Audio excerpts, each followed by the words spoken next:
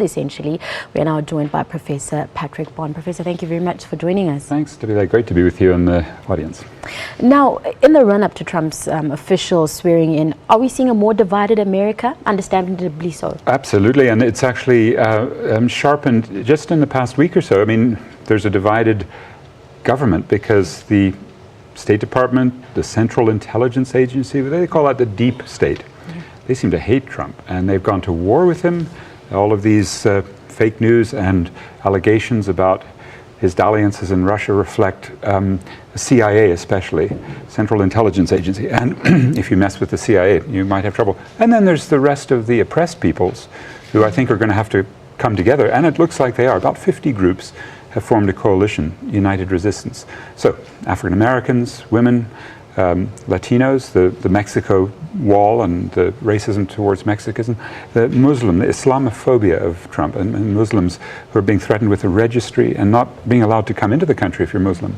And if you're a minority or a social justice activist, a trade unionist, you're going to probably need a lot of solidarity in the United States. So they're coming together with that mutual solidarity in United Resistance.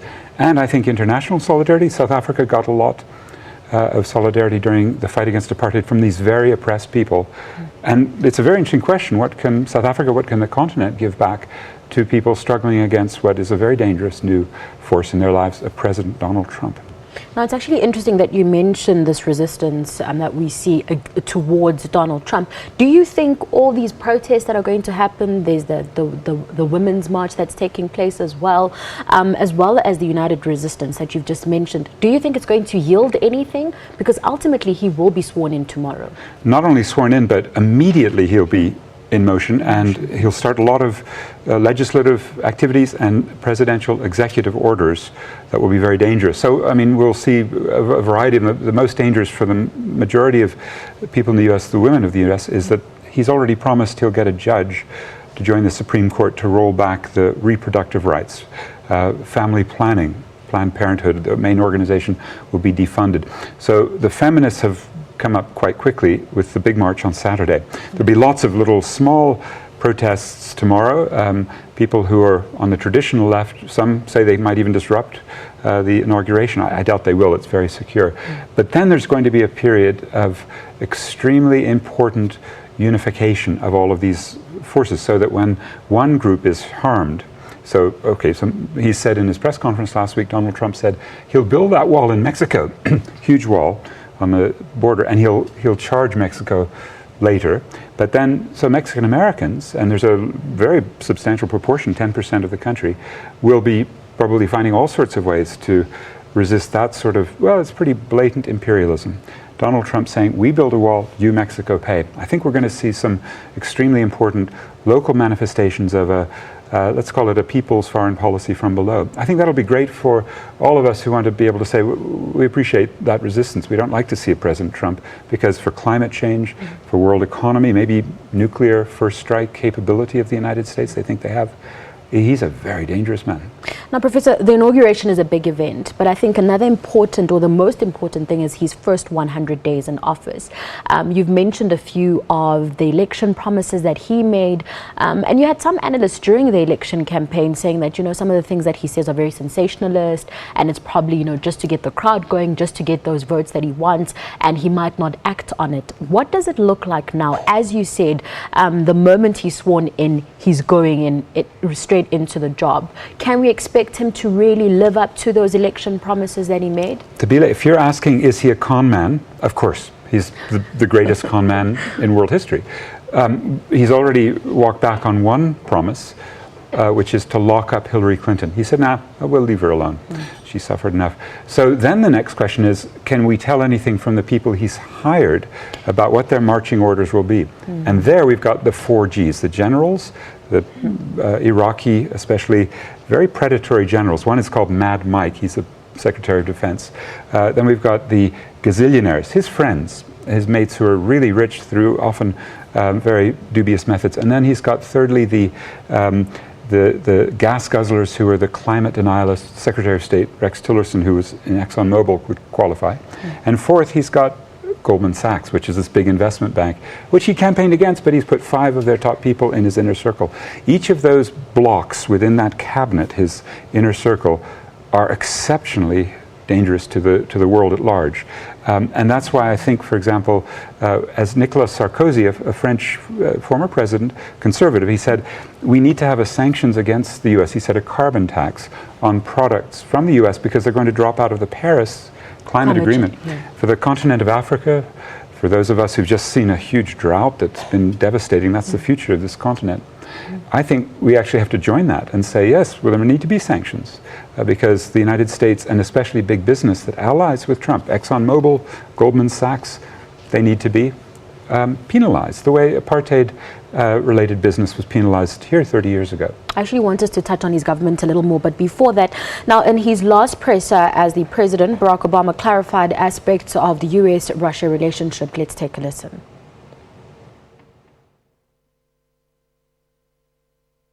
I think it is in America's interest and the world's interest that we have a constructive relationship with Russia.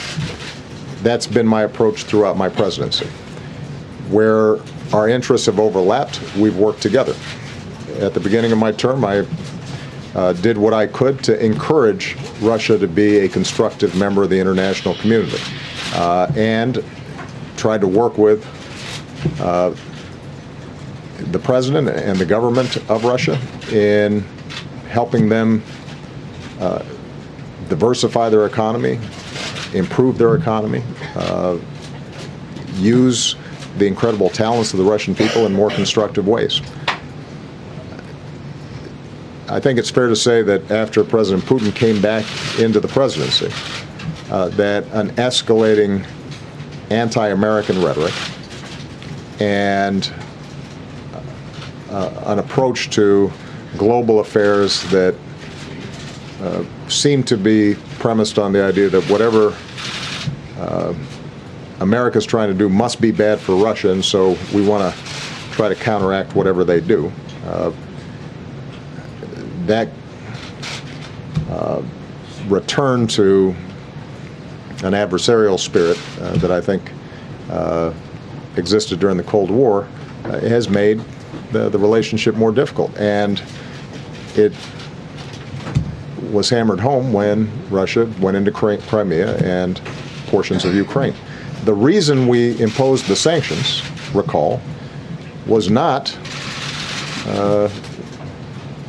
because of nuclear weapons issues. It was because the independence and sovereignty of a country, Ukraine, had been encroached upon by force by Russia. That wasn't our judgment. That was the judgment of the entire international community. And Russia continues to occupy Ukrainian territory and meddle in Ukrainian affairs and support military surrogates who have violated basic international law and international norms. What I've said to the Russians is as soon as you stop doing that, the sanctions will be removed. And I think it would probably best serve not only American interests, but also the interests of preserving international norms if we made sure that we don't confuse why these sanctions have been imposed with a whole set of other issues. That was President Obama in his final presser as president. Now, interesting what he had to say there. I mean, he was answering a whole host of questions, excited at one point, but when he came to Russia, he seemed very tired speaking about it, almost very despondent, and I think he tried to be as diplomatic as he possibly can be. And on a lighter note, I mean, if you look at all the memes and the pictures that go around of him and Putin, you always see that relationship, that animosity between the two. Is that an accurate observation of the relationship between the two presidents, but also just between the two countries? Absolutely. You know, you've really picked up this problem where normally Barack Obama is so confident, smooth, silky, and now you can see him just stumbling. He's very unsure. I think he knows he's lying, and the main lie is that what he did with his Secretary of State and Deputy Secretary to provoke Russia to move into Ukraine, he's left completely off this discussion, and that was to spend $5 billion, according to Victoria Nuland, Deputy Secretary of State, to overthrow the Ukrainian president right on that Russian border. That's why in March 2014, Putin moved his tanks into Crimea, had a sort of quick, he wanted 93% of the local, mostly Russian-speaking population to say, we want you to take over. It's hard to look at Barack Obama, as you see, very unsure, not sure how to kind of make his case, and think this is as great an orator, as great a statesman as he could be, because they did the wrong thing.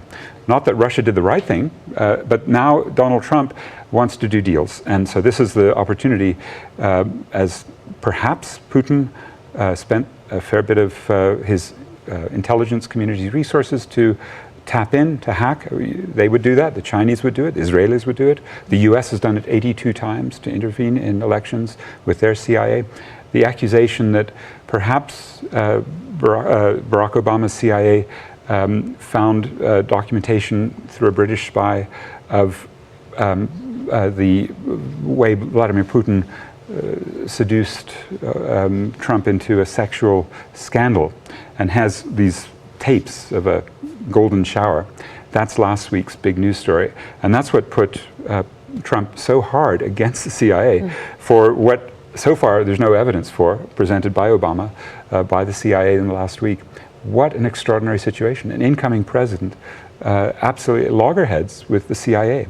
And then the next thing is, well, maybe like Richard Nixon in the early 1970s, he used détente with China to go up against Russia, the Soviet Union.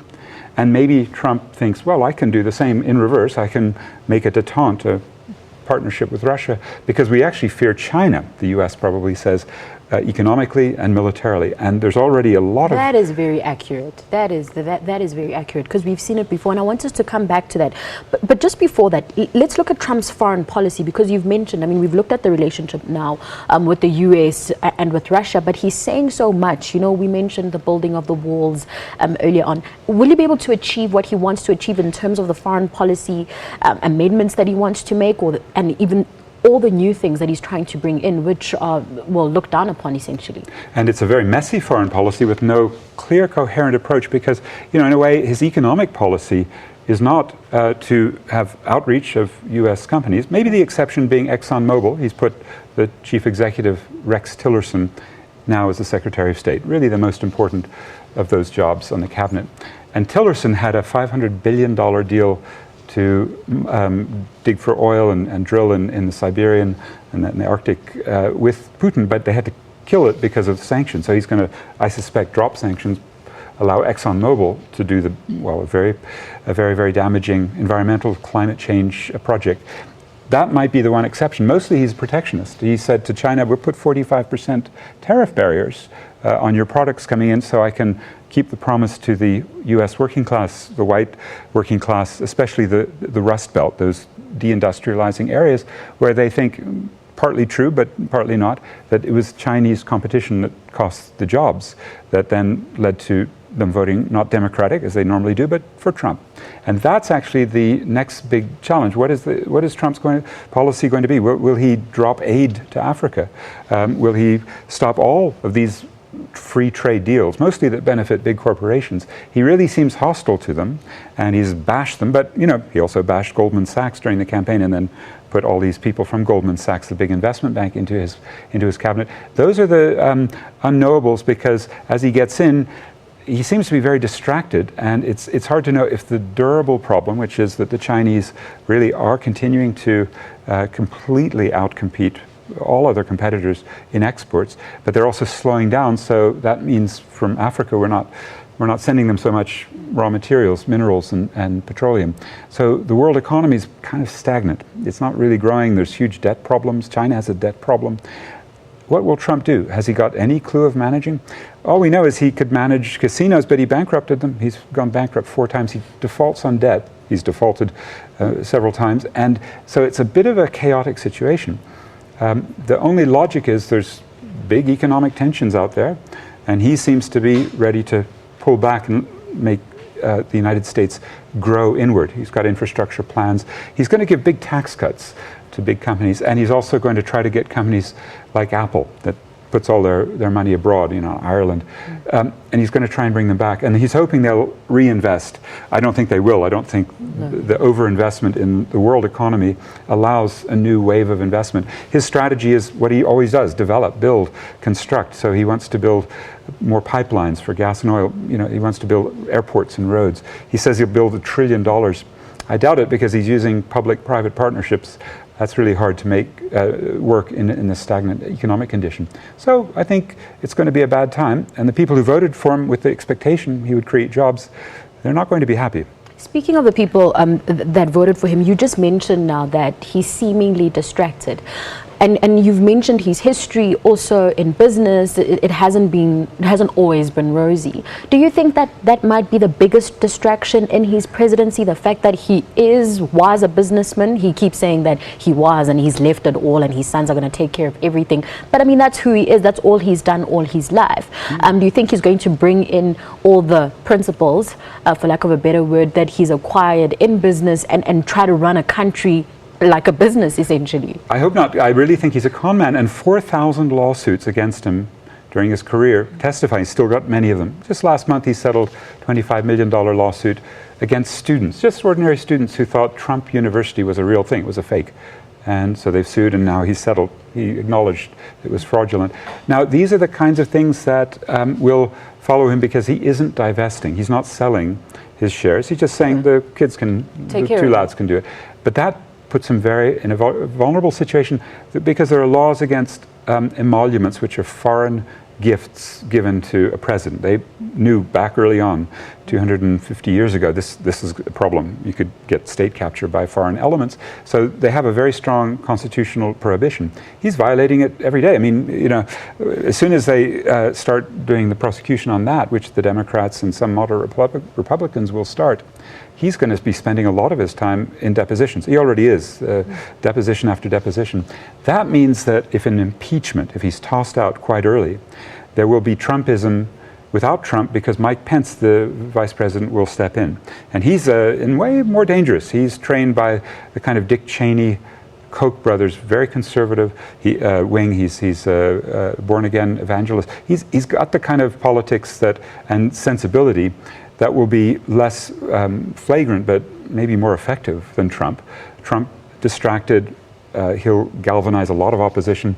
If he is pushed away by this establishment group, the deep state doesn't like him, they'll make peace with Pence, then we'll have a very, very dangerous situation. What I see to do is it's big business, a state run by Trump or Pence, and then this raucous right-wing, racist, Islamophobic, misogynist, homophobic, xenophobic, these people, white working class mostly, who are just finding themselves so desperate that they're like fascists everywhere, looking to blame the other.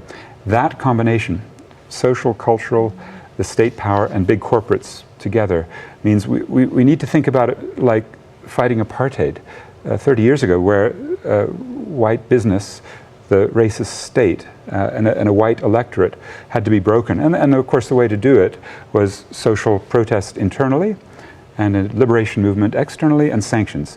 And there may be some version of that in the months ahead. We'll see these resistance struggles the next few days, and they may cohere as an international solidarity campaign. And that would be the silver lining, wouldn't it? With all these groups oppressed individually, fragmented, coming out of their silos and finding some form of unity. Now, Professor, we've looked at all the people that clearly don't want Donald Trump. We've looked at how the world essentially feels, but how Americans feel most importantly. Then again, we can't ignore the people that are excited about Donald Trump becoming president, that are hopeful about his presidency, that feel like maybe Barack Obama did not do enough for the American people. Let's look at them. Let's zoom into them. Who are they? And will they see what they're hoping for happening? It's a combination of the traditional Republican electorate, wealthier, whiter, older, and they came out to vote in much bigger numbers than they had for the prior Republicans. They energized the base, the Republicans. Even though the top leadership wasn't very happy with Trump, they brought in some Democrats, people who voted for Obama in 2012 in 3 states. Pennsylvania, Wisconsin, Michigan, where people had lost their jobs. But it wasn't very many people. 55,000 out of 130 million voters could have switched votes for Hillary Clinton, and we'd be seeing President Clinton in those 3 states because of this strange thing, the Electoral College. Don't forget that Hillary Clinton won the election by 3 million votes. Yeah, she had way more votes. Maybe before we carry on then, I want us to go through that again. Doesn't that make the election or the electoral system in the US flawed then? Because, for example, let's use South Africa as an example. Whoever gets the most votes wins. There's no question about it. We move on. Why do they use that system? Is it a flawed system, or is it a system that just works? Because it's essentially saying one place's votes counts for more. So it's like saying the guys in Johannesburg, their votes are worth more than the guys maybe in a smaller town, for example. So just take us through that briefly, and then we can move on to the Republicans. Absolutely, because the 2000 election, if you remember Al Gore against George W. Bush, Gore won by several 100,000 votes, but Bush won that critical state, Florida, and it was contested because, in fact, at the end, the full counting showed that Gore had won. But why did this system emerge? It emerged in the late 1700s because slave-owning people in the states in the South counted their slaves as 2/3, and they negotiated to elect the president in a way that their particular states would, in effect, have more voting power per capita, because this was a sort of period of states' rights, and the northern non-state slave areas wanted to bring these in. So this was a compromise. Hey, it's lasted in a way that this year and in 2000 showed it's not a democratic system. Now, let's go back to the Republicans. I think something that you mentioned that was really important was the fact of who voted for Trump. And you said he's whiter, he's older. That takes us to the racial tensions in the US. We've seen them for the past couple of years, the Black Lives Matter movement.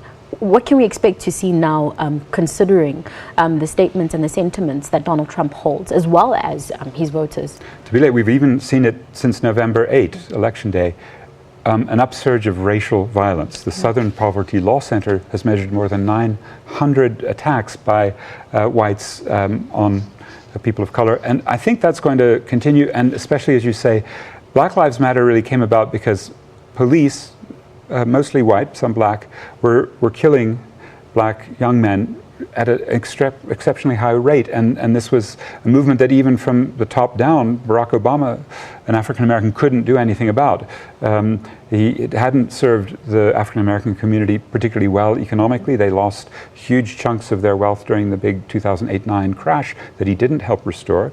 And then when black men are being shot left and right, and Black Lives Matter comes up with extraordinary protests in so many places where this police violence is just a way of life, it did suggest, like the Occupy movement, these cities that had progressives saying, we don't like the economic status quo. And Obama had smashed the Occupy in November 2011, pulled his police together in municipalities and disrupted it. And Black Lives Matter has more staying power, and racism is so deep in the United States that it's going to have to be one of the major leading forces. I think along with women and environmentalists, let's see what Labor does. Unfortunately, the trade union leaders who should be allied in all of these did support Hillary, but 43% of their members supported Trump, according to the polls. So that's a problem. That's the labor aristocracy, and they're losing that aristocracy. They're being dethroned. They're losing their privileges, and they're lashing out in the way fascistic movements, right-wing populist movements, did in England, Brexit. They're doing in France with Marine Le Pen, in Germany, in Holland, Austria.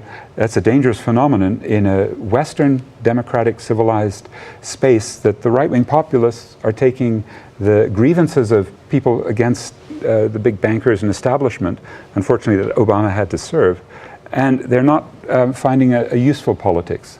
They did for a little while in the US. There was a man, Bernie Sanders, and he ran for the presidency against Clinton for the Democratic nomination. Yeah. And he lost by a little bit. He should have won, but there was a lot of cheating by Clinton that came out in emails that were leaked. And I think that's actually the future. Would Bernie have won against Trump? The polls say so, but you never know. Yeah, what Trump would have done if it had been Bernie Sanders is call on a really deep red peril, of a scare that's deep in the consciousness of communism by a large chunk of the American people. But it's interesting, the youth, they are not scared of even the word socialism that Bernie Sanders said he's a democratic socialist. And they, half of the youth say, okay, we're socialists. I mean, they want to go to college, university. And like our fees must fall activists, they know they're going to be in debt, they can't afford it. And Bernie Sanders said, no, we should have free college, free university education. That's a socialist, program in some ways. And so the kids say, okay, well, it sounds good to us. They're not so Cold War demented against the idea of socialism. We're running out of time, but I want to look at two things before you go. Just before, in his final presser, Barack Obama spoke a lot about unity. I think just after the elections, in every speech that he made, every statement that he was making, there's a whole lot on unity and how the American people should really unite and support whichever president they have in this context. It's obviously Donald Trump. We've already received reports that more than a third of Democrats will be boycotting the inauguration of the Congress. Yes. What message does that send to the people of America? People aren't listening to Barack Obama, and Clearly, especially because anymore, they haven't given incoming President Trump their approval. So they do the approval polls, and Trump comes in at 37%, the lowest ever on record. Yeah, I think the myopic calls for unity are, kumbaya, let's have some unity, but look, the struggles are starting tomorrow at that inauguration. Now, just finally, we're on the African continent, and there's a lot that we care about. Trump's presidency means a lot to us as well, just in terms of, where do we stand in terms of trade. Something interesting that happened the other day at the World Economic Forum, where the Chinese president, Xi Jinping, was speaking on trade wars, something that you mentioned a little bit earlier on, how the US is seemingly afraid of China. What does Trump economics mean, for Africa? What is that going to mean to us on the ground? Well, actually, it probably means Xi will have more of a Chinese presence even than we've already felt in Africa. And that's not always good. I mean, Robert Mugabe last year said, hey, we had $15 billion of diamonds in Morangi, Zimbabwe, and now we can only find $2 billion of revenue. Where did it go? So we will find extraction from the continent, just as the Chinese economy required lots of minerals before the crash. We were drawn in as a continent. And Trump will further that because he doesn't care about Africa. He's made that clear. He doesn't like the free trade deal. He doesn't like aid. He doesn't have a humanitarian spirit towards Africans. And worst, he's going to increase emissions of greenhouse gases and drop out of the Paris Agreement to try to limit them. He's going to wreck any efforts to keep this continent from frying. And this is the continent that's going to be most affected. 200 million deaths probably this century, unnecessary because of climate change, probably now locked in because of Donald Trump. That's why I think Africans have to stand up and not give him the kind of free pass that so many did give to Barack Obama. The critical force might be AFRICOM. That's the US Army's set of about 50 different operations in the continent. They're mainly going after Islamic movements in Sahel out to the Horn. But those are dangerous guys. Don't forget the NSA, the National Security Agency of the US, is listening to everything we do. I mean, they have this amazing capacity to vacuum up the internet, our SMSs and emails and phone calls and Skypes. This is a really dangerous time to see that power in a man like Donald Trump, who has a proto-fascist movement and a corporate agenda that's not hospitable for immigrants, people of color, for women, and that will backlash very badly against Africa, and that we need to begin to prepare for. Professor, there's so much to talk about, but unfortunately we've run out of time. Thank you so much for an insightful discussion. Thanks, Tabitha. That was Professor Patrick Bond joining us to discuss that Trump inauguration that we will be seeing tomorrow. We'll have more news for you in a moment. Stay with us.